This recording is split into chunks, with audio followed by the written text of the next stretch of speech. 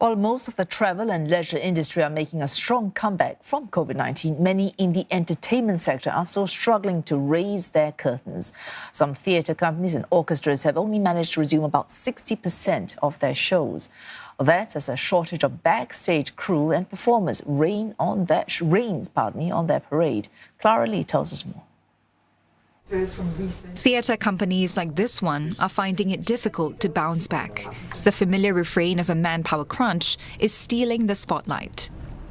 So much of the performing arts is a gig economy. We are dependent on freelance directors, designers, crew, performers.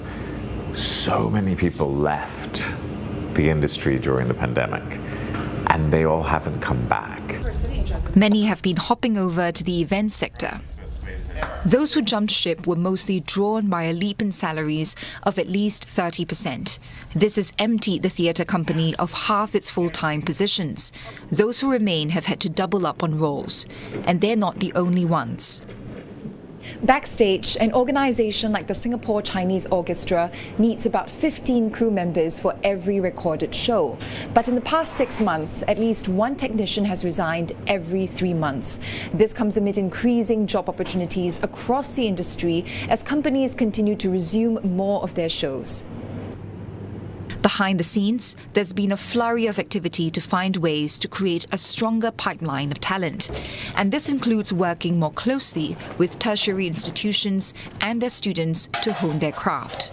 In terms of, we provide a practical route for them to work in the SEO, to experience the concerts live, and hopefully that when they graduate, we can offer a place for them to work in the orchestra.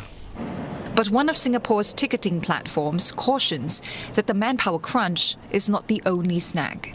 Ticket demand isn't back to pre-pandemic levels either.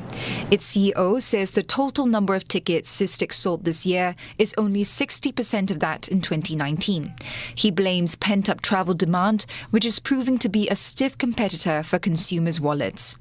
Nevertheless, Mr. Au says ticket sales have already doubled compared to 2021, and he remains cautiously optimistic that this will continue rising next year.